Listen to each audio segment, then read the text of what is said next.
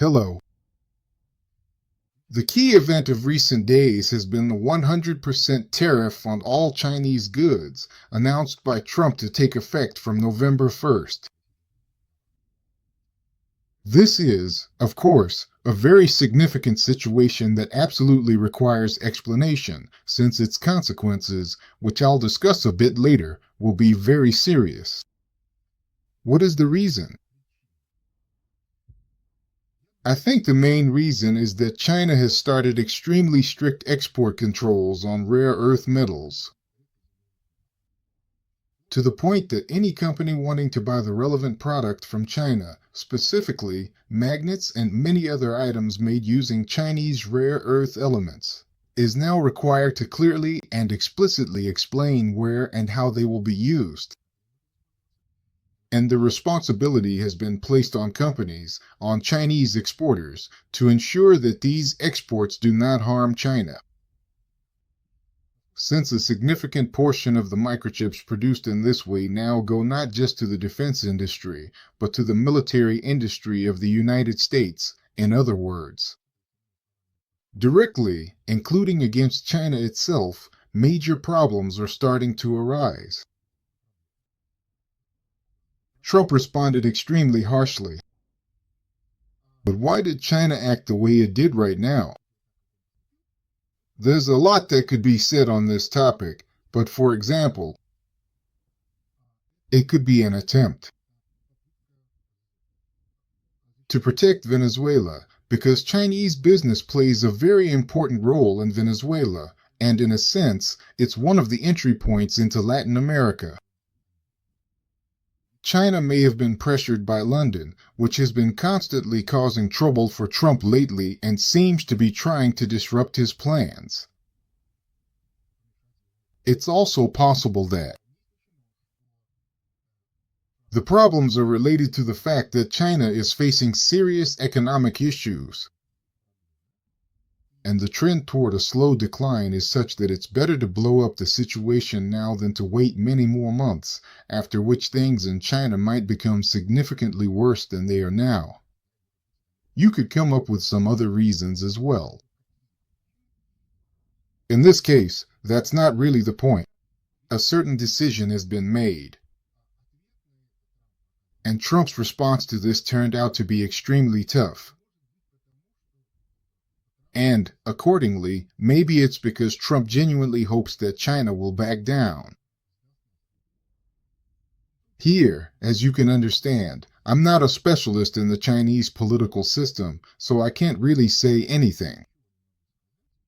All of this would just be my hypothesis, my personal opinion, is that China will not back down. But I could be wrong.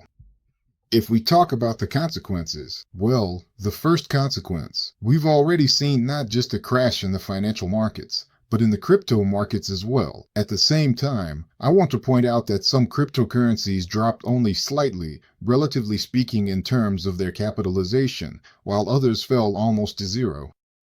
Some people with sharp tongues, well, let's not criticize or speculate. People with sharp tongues, they're called that for a reason, are very hard to comment on in any way.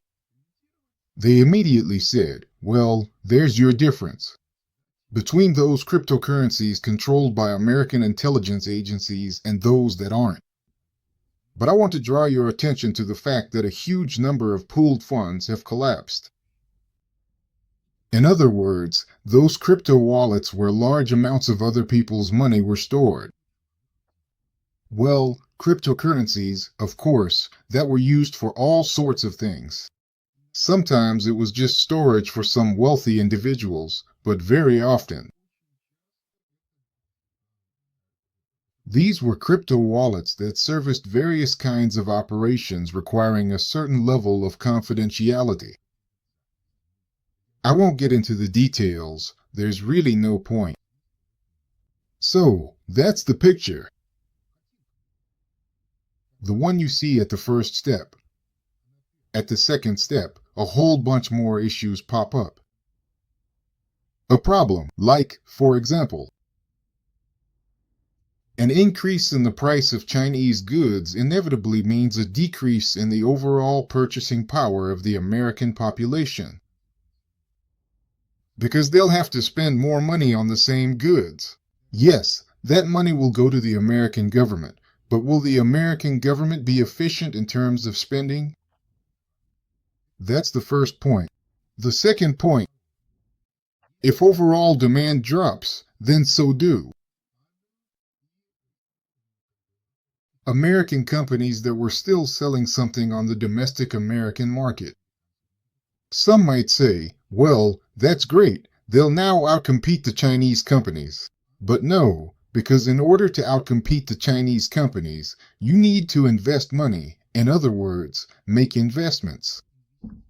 It's pretty much the same situation as we have here.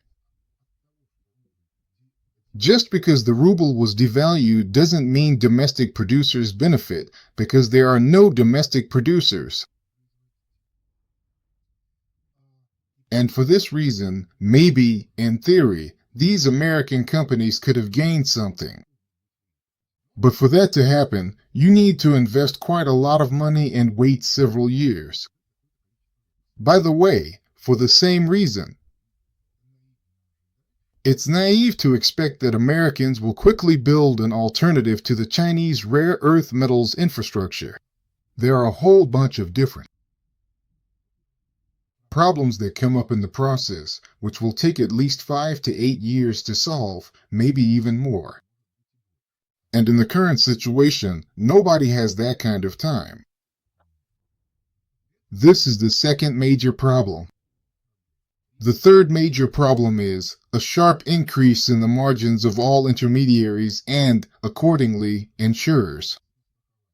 Again, for a simple reason, because they see the risks. And even if China backs down, in that case, the costs of transportation, storage, insurance, whatever it may be, will inevitably go up. Because you have to take into account the risk that at any moment, something like that could actually happen.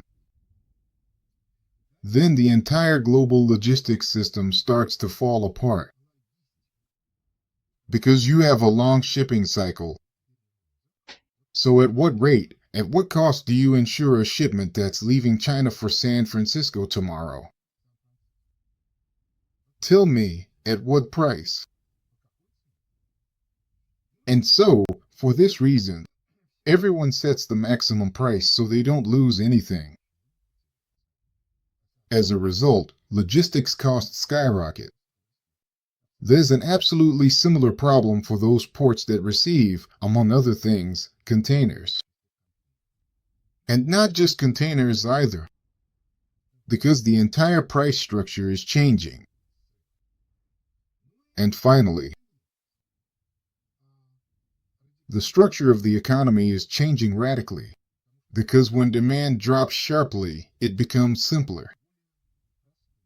In other words, more complex things start to disappear. We've already had problems with all sorts of automotive industries, and now those problems will get even worse. In other words, we're facing a huge number of very serious problems. And what's more, a drop in demand means a drop in the standard of living for the population, and it's something that's obvious even to the naked eye. Just imagine that prices for goods, not by 100%, of course, but for the vast majority of goods, go up by about 40 to 50%. For many people, that's simply a disaster. For many businesses, it's a disaster, those who bought Chinese components and so on. So, your entire economy changes, the whole picture of life changes. And right now, no one really knows what to do about it. I was kind of optimistic on Friday and thought that this still wasn't a collapse. But I want to say that if China takes another step, one that shows they're not going to back down, I actually wrote about this, by the way, that we need 2 or 3 more blows. That would be blow number 2. What the third blow will be is still unclear. maybe it will be a war in the Middle East. Especially since there are all sorts of rumors going around about that. But this is a really important thing. So, what else did I want to say? On October 18th, I'll be holding a webinar which is mainly aimed at Russian people first and foremost. And not just for small and medium-sized business owners, but also for ordinary people, because life is going to change for everyone.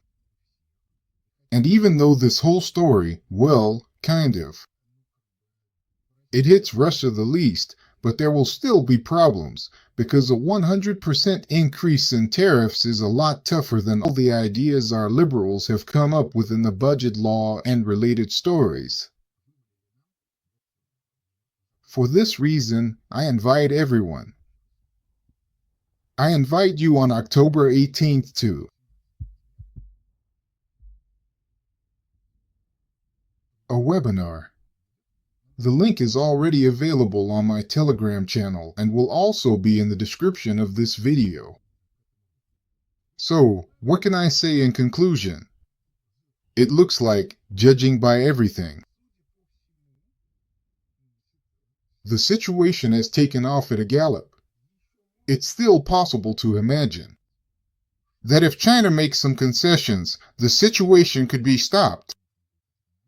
Or the United States, represented by Trump, might make concessions and say, well, okay, I was joking, not 100%, just 20%. But overall, everyone already understands that stopping this scenario, this development of events, is practically impossible. Well, and let's acknowledge that my hypothesis that the situation would change dramatically by New Year's, both here and around the world, has, in fact, turned out to be true. Thank you. I appreciate your attention.